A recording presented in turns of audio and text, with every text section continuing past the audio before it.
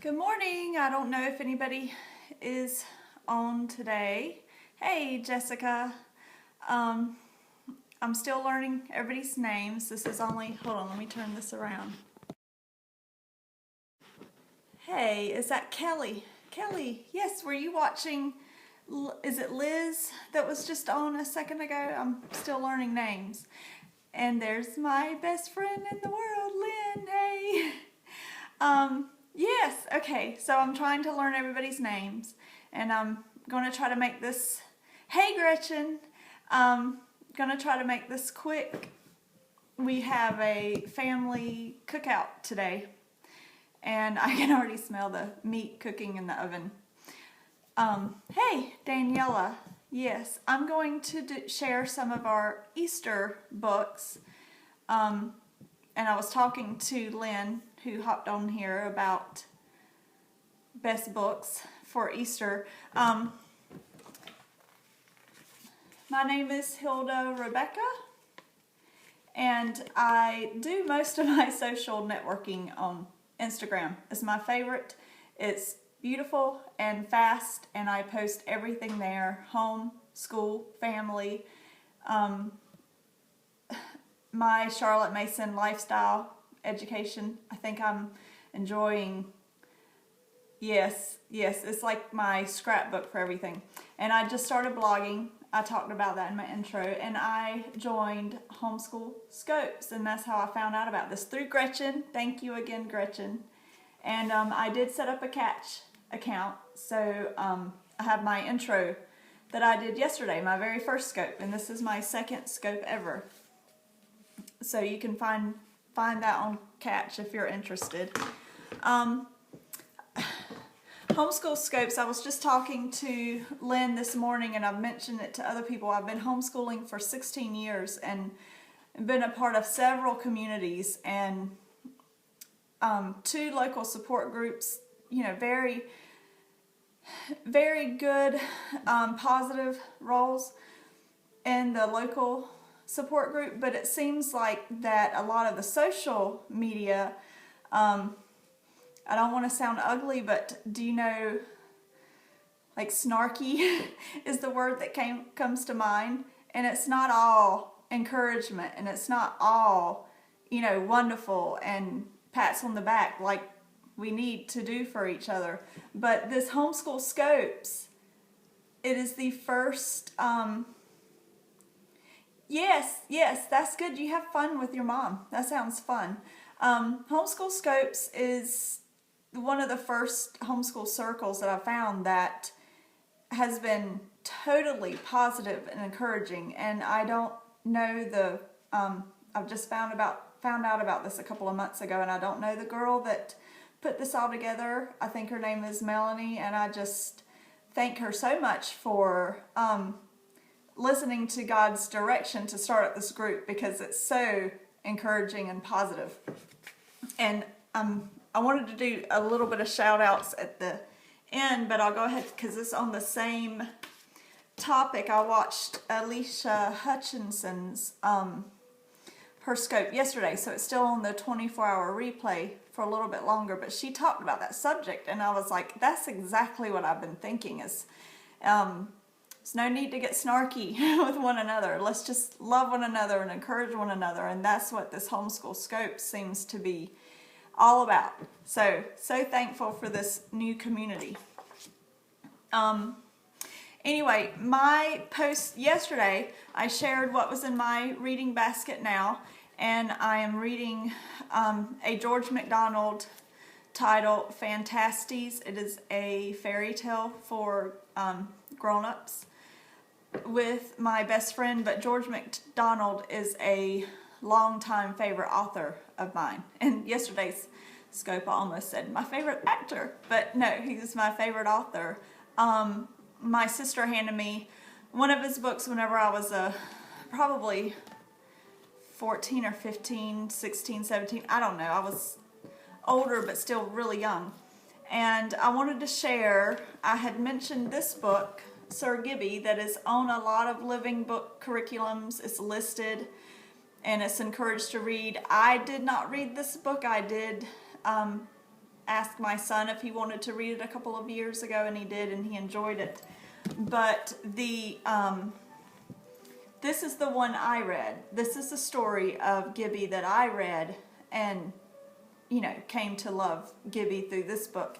And I mentioned the editor, Michael Phillips. So if you're interested in George MacDonald, he is my, sorry, someone was taking a screenshot and my finger was over it. He is my favorite author, and this is, in my opinion, the best editor of his books.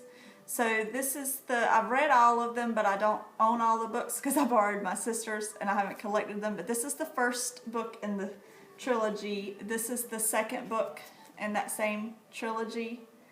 Yes, he wrote, I mentioned in my post, he wrote originally, and I think all in Gaelic. I was trying to read up on it and remember, but Michael Phillips does a good job of keeping the accent to still have that richness of the accent. So you actually have a glossary pronunciation key for some of the words, or vocabulary for some of the books. And I love the Scottish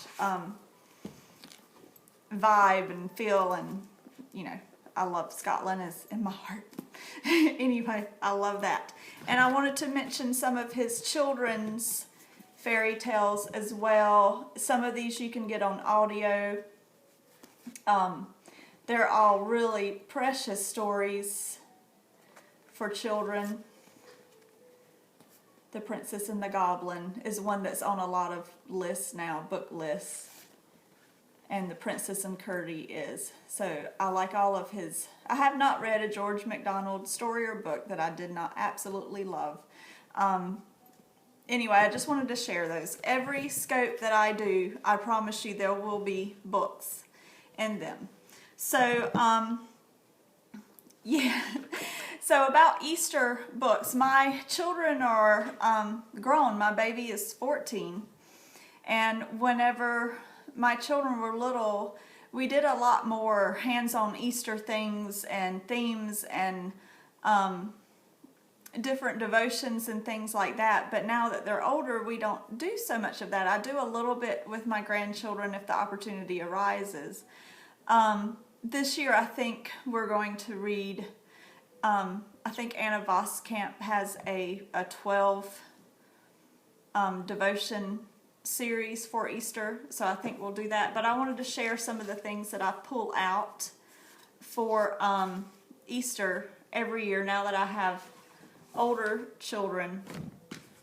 So moms of teens or high schoolers, maybe I should have put that in my description. Maybe when I post it on Facebook on Homeschool Scopes, I'll make sure I note that this is some books for older people. This is a little Max Lucado devotional called He Did This For You. And they were 99 cents or something on Amazon, and I bought several and have given them out, and I made sure all of my children have one on their school shelf with their devotionals year round.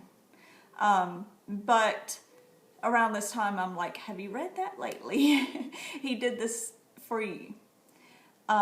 Beautiful devotion. And then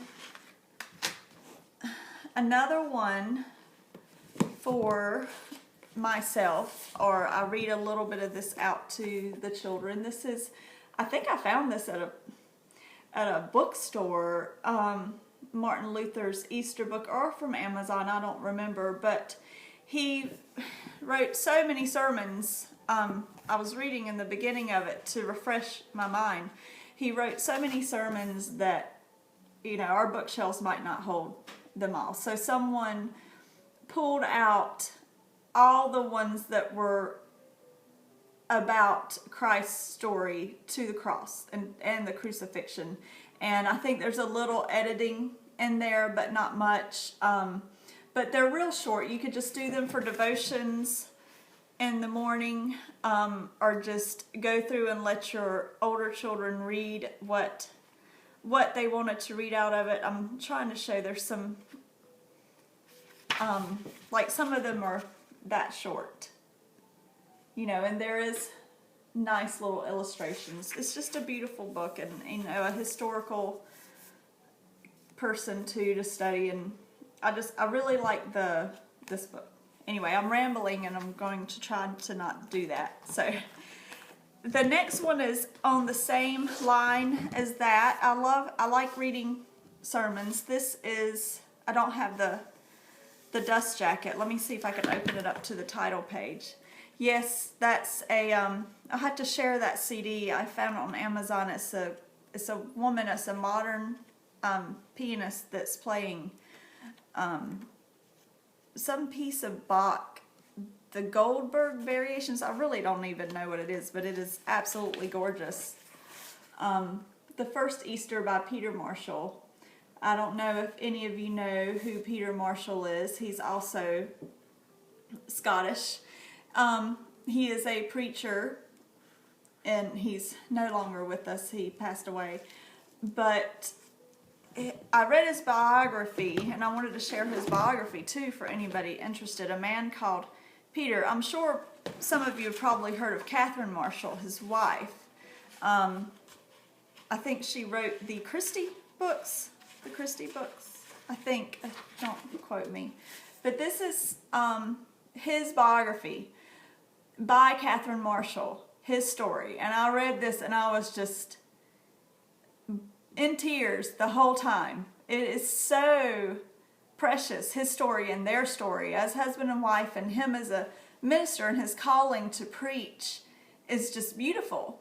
And then I found out they made a movie by accident. I saw it on Turner Classic Movies or something, the story of Peter Marshall, and it was done fairly well. You know, a lot of movies mess up books, but it was done fairly well. So this is a sweet, sweet biography. If anybody wants to have a biography of a good man to add to your high school or upper middle school biography selection. And it's a man called Peter. And this, his wife has published several books of his sermons. And this is a compilation that she pulled of some of her favorite portions of his sermons. And it reads like a story. I mean, his sermons are beautifully written, and it reads like a story. It is wonderful, wonderful way to read the story of Easter. So that's one that I really like. So those are the two I pull out. Well, these two I pull out, and I'll just read from them. Oh, yes, I think they did some. I don't remember. It's been a long time since I read the biography. I've read it twice, but it's been a while. So then another one is I don't have dust jacket. Sorry, there's no front. So let me open. This is a library book sale find.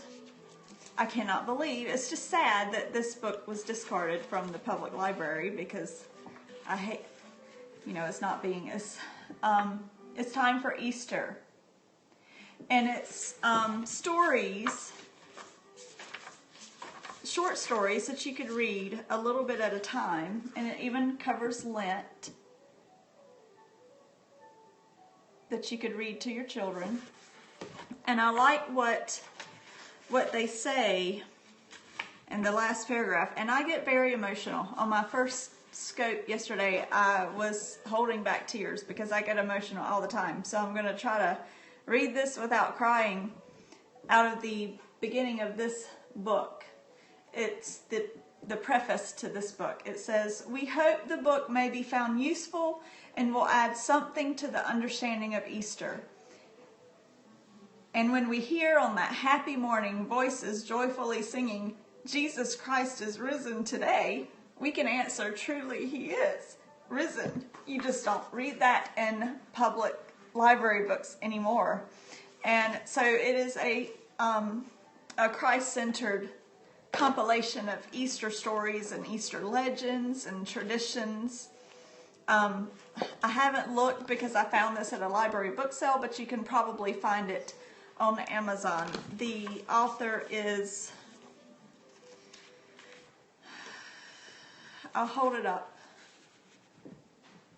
Elizabeth Sechrist and Janet Woosley. Never heard of them before in my life, but this is a really neat book. And then I do have 3 children's books to share. Picture books. I love picture books, and I still read picture books to my grown children. This is The Thorn Bush, the story of the little, the fictional story of the little thorn bush that grew up to be Jesus's crown of thorns. And the illustration is the illustrations are lovely. Beautiful illustrations. And then this is one that I love, and my best friend shared this one. She was like, "Do you have this book?" And I was like, "Yes," and we both say it's our favorite. Peter's First Easter. And you all know the story of Easter, but the illustrations in this are the cock crowing and Peter are just absolutely gorgeous, and the story is written extremely well and captivating. It just captivates your heart. And the joy of the empty tomb. Just a beautiful book. That one's Peter's First Easter. And the last children's book, I'm trying to be quick here. The last children's book, you probably heard of this, Tale of the Three Trees, a traditional folk tale. I hadn't read this in a long time, and I was asking Lynn, isn't the 3 trees have something to do with Easter? And she said, yes, there's 3 trees. The story of the 3 trees and what they become. One,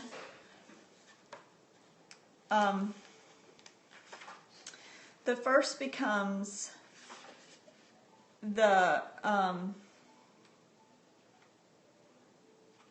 I think the first becomes the manger, and the second becomes the cross, and the third becomes a ship. Yeah. So it's just a fictional story woven in about 3 trees and woven into Bible stories. It's a nice folklore. And then I will share one thing that's not a book that I torture my children with. They say every Easter. We listen to Handel's Messiah. They like it except for the singing part. But I play this every Christmas and every Easter for a few days of the season. And I absolutely love it. And my children tease me about it, but they love me and they put up with it too. I can't quite get them to put up with the Gregorian chant music I like to listen to at Christmas too, but they let me listen to it for a little while. So this is something else we pull out at Easter. And then I was looking over my my shelves, and I might, if I have so many books, so many shelves, and they're not 100% organized yet. It's a long process. But I was trying to find books that you might want to pull out for Easter that aren't necessarily, the story of Easter. And a lot of people I have a couple of bunny books and egg books, but they're not, we just enjoy them for fun. They're not the forefront. But I did find a fun science book that might be fun for Easter. This Millicent Selzam writes a lot of the I Can Read science books, which are really good for early readers. My grandson is reading some of those now. And this is all about eggs. And during the Easter season and the spring season, we do talk about, new life and birth. And, I saw my first daffodil outside, and I can't wait for my grandchildren to come and look for it. So I know they're watching me, so you've got to look for it in Mimi's yard, the first daffodil. I'm still hoping for some snow, but I don't think that's going to happen for us here in North Carolina this year. But this is about eggs, all types of eggs. Very easy read. It even bees, yes, ostriches, and it even talks. It talks about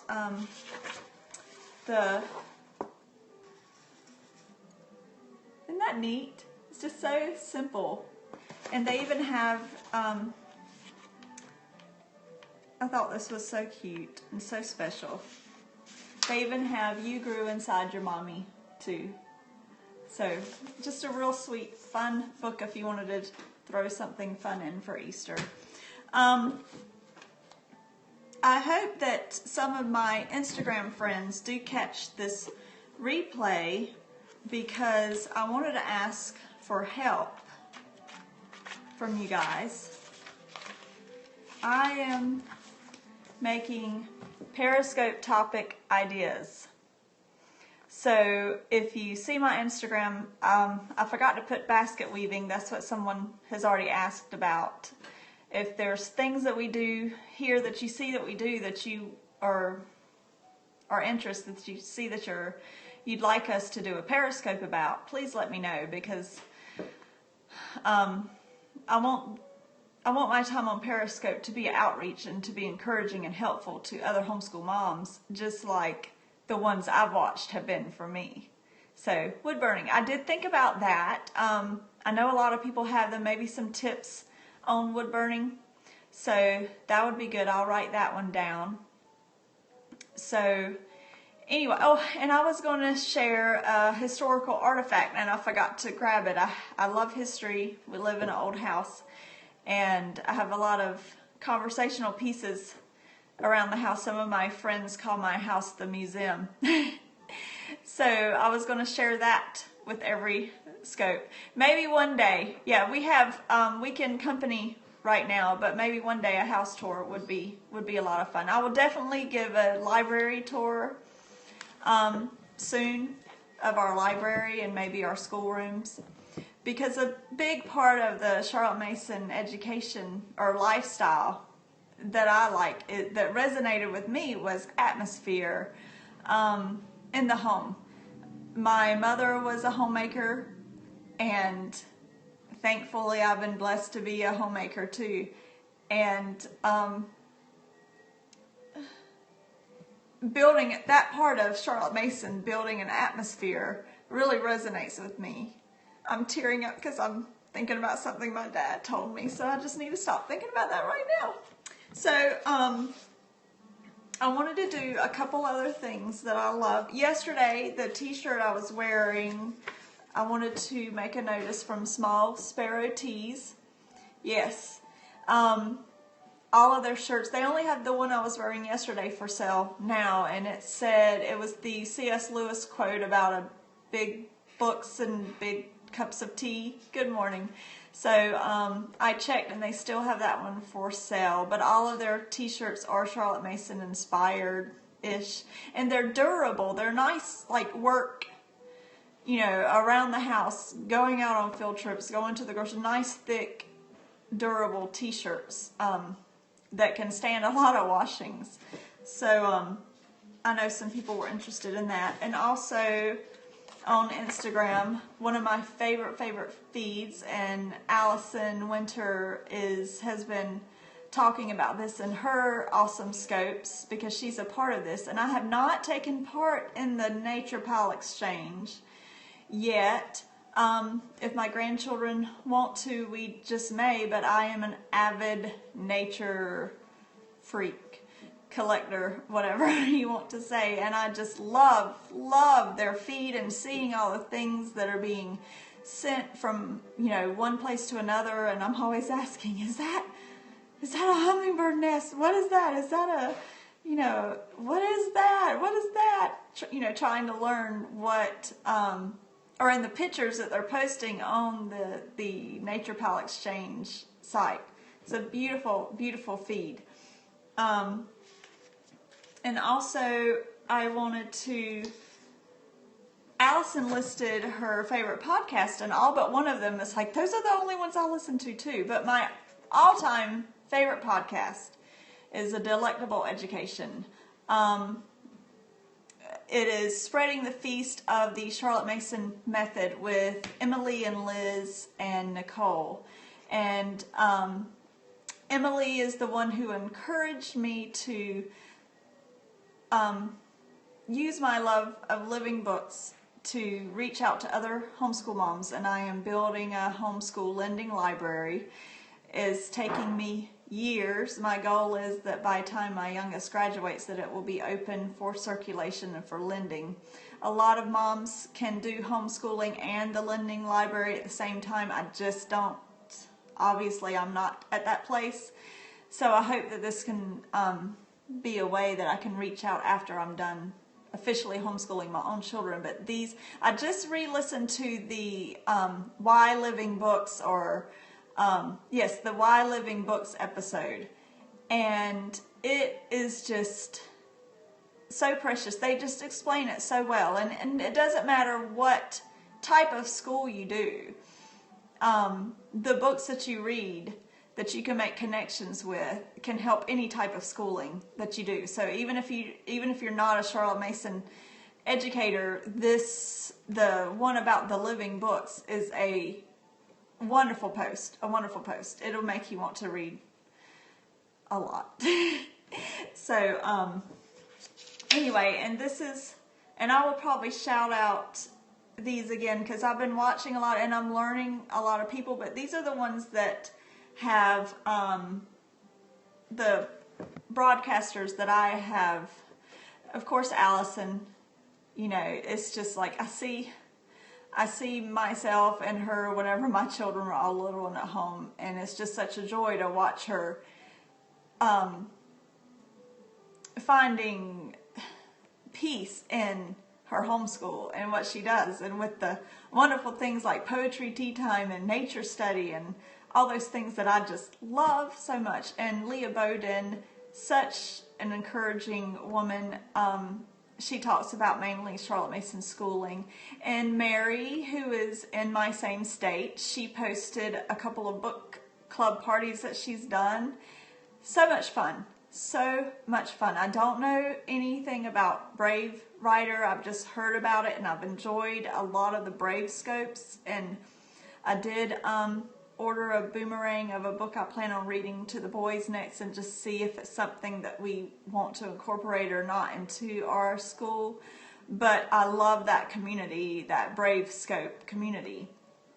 And her book, they did the Lord of the Flies book party, and it's like, how can you make that a fun book party? But it looked amazing, and it encouraged me. And if I decide to do a co-op class next year, I might use some of this. It would be fun in that type of environment. And this one is all day, every day. Yes, she was so much fun. She was so much fun. She's another one with young children, so much energy, so positive. Diona, I don't know how to say her name. Love listening to her. And Andy at Apple, and I will probably never be able to call her Andy. It will be Apple Andy, because I just think that's so adorable. And then this is, I don't know her call, but Amy, who does Rock Your Homeschool every morning. It is such a nice, I don't watch it every morning, but sometimes just her energy and her excitement, and she's so engaging with everybody. Amy Millsap, I don't know how to say her last name. I'm sorry. I try to find her handle, but I don't know it. But it gets me wanting to get up and do school. After doing homeschool for 16 years, sometimes it's hard to get started in the mornings. And then I don't know this girl either, Life on an Island, but her book scopes. I've watched 2 of her book scopes. They're very, very good. She does a very good job explaining about the book, because she goes to the library, gets them, reads them, and then does a scope immediately while it's fresh in her mind, and she can explain, you know, what was good about this book and what they liked about the book. And she loves picture books, which is great because I love picture books. And she lives on Alex. Is her name Alex? Thank you. She lives on Prince Edward Island, which is so incredibly, that's why I watched her the first time, because she lived on PEI, and I am a huge Anne of Green Gables fan. So I was like, oh, I gotta watch this girl who lives on PEI. And then I was drawn in by her book scope. So these are I've watched several more, but these are the ones so far that have really been a joy for me. I mean, I haven't watched a bad one yet, but these are the ones that sort of like shout out to, you know, where my heart is as a homeschool mom. So anyway, I think that's all I have for now, and I don't know what my next scope will be sometime next week. But thank you for joining me, and I hope that, especially if you have older children, some of those Easter books will be useful to you and your homeschool. Oh, I am going to do some St. Patrick's stuff, books that we have and use, just because it's so fun. Ireland and St. Patrick's Day. And green is my favorite color. So anyway, thank you so much for joining me, and I'm going to turn this around because I don't want this to end. Thank you. I don't know if I've caught one of yours, Kelly, or not. I think I did. Were you the one that was talking about high school, and you have the 9th grader and the 8th grader in the co-op, or was that somebody else? Yes. I was on there, and because I have actually graduated one all the way through high school. Just one so far. I have 3 that are graduated, but only one of them went all the way through high school. And I remember feeling the same way you were, the relief at what they do in 8th grade can count for high school credits. And I have been very blessed to have my friend Lynn, who's on here, to have children older than mine that walked through, and so she went through all the stress, and I would just call her, Lynn, what do I do? Yeah, well, I get my wisdom from other people that's been there before me.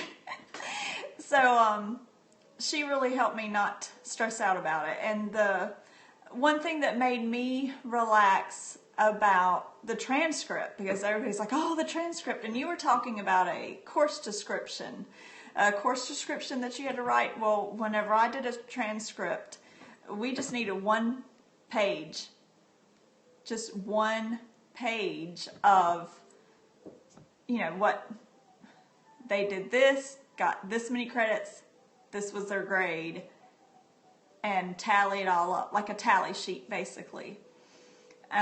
And we were able to do extracurricular activities like community service and so forth on the side. Anyway, I'm going to be doing my 2nd transcript before June.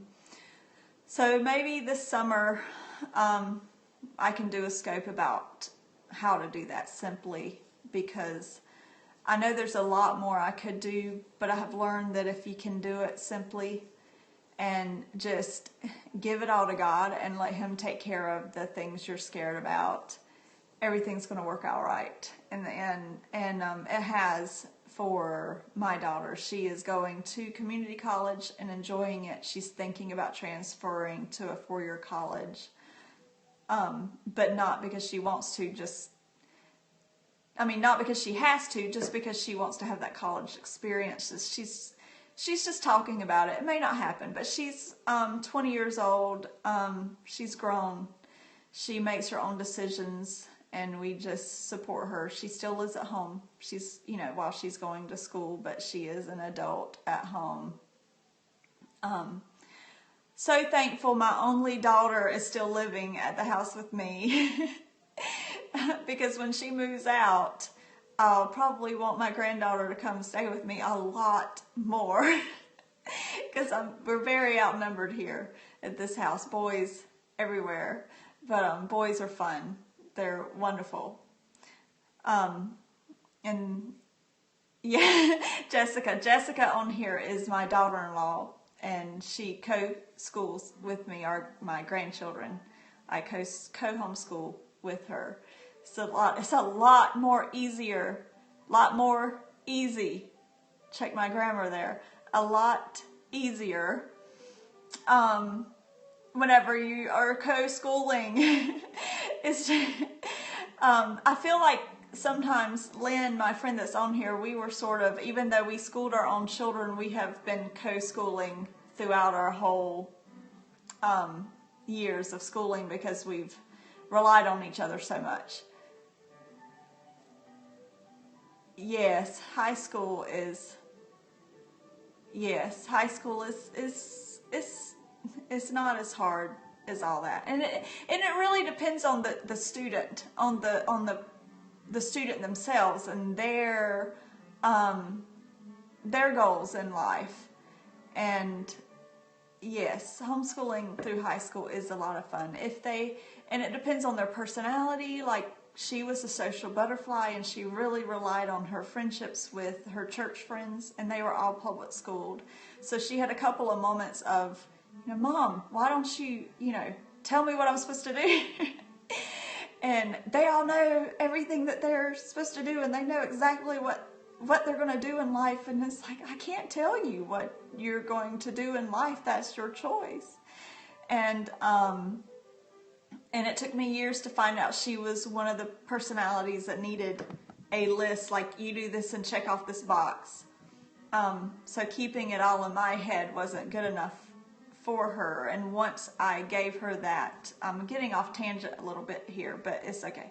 Once I gave her that, this is your list, this is exactly what is expected out of you as a high school student, what you need to accomplish, she just took off, and it was a relief between the both of us. I mean, we didn't have a lot of stress or strife. We were trying to both figure it out together, because she was my first one going all the way through high school, and my friend really helped me a lot too. But that worked for her. And my son is that's a senior this year, is totally different personality, and just things work different for every student. And but the good thing about Living Books is that Living Books work for everybody, I think. There is a living book. There is a wonderful book out there in this world that will inspire every person in this world. I firmly believe that. If you get the right book in their hands to inspire them and for them to make connections with. Like for my son, my 19-year-old, he likes the nonfiction, the thick books. He still doesn't.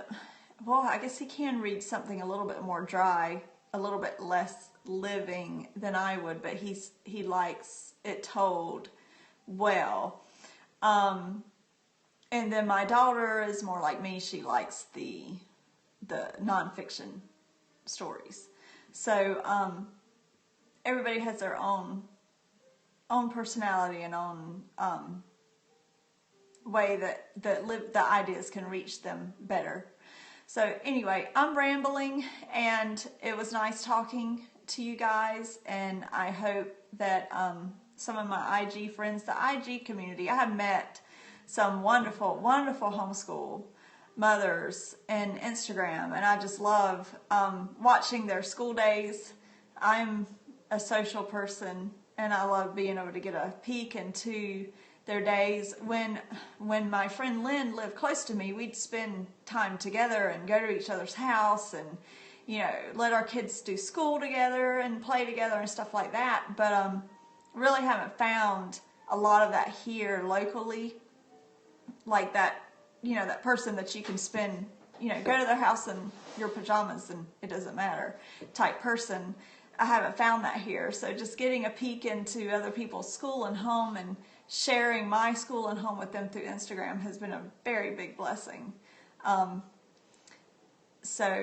Well, I am going to sign off now and go check on the food in the oven that smells so delicious. We're going to have a cookout here in a little bit. Thank you. You too, Kelly. You too. Yes, and your name was, oh, I'm so bad with names, but you put it at the beginning. I can't remember your name. Daniela. I should be able to remember that. My son's name is Daniel. And my mother-in-law is, she passed away, but she's Hispanic and did not speak English. And in Spanish, Daniel, she always pronounced it Danielle. So whenever he was a little boy, he was like, why does she think I'm a girl, Mom? Why does she keep on calling me Danielle? And So it's just something we remember. It was so funny. So Daniela, I should be able to remember that. My brain works in associations, so hopefully I will. Anyway, thank you so much and have a great weekend, and I will hopefully see you guys. Danielle, did they call him Danielle? My Daniel did not understand, and you know, when he got older, it was endearing to him and he liked it, but when he was a little boy, he didn't like it at all. So we learned with our last child, finally, to name him something that sounds beautiful in Spanish and beautiful in English, and so that helped a lot. But it took till our last child to make that happen. So anyway, thank you so much, and you guys have a very good weekend, and I hope to see you all here soon. I'm going to flip this around and then end on that.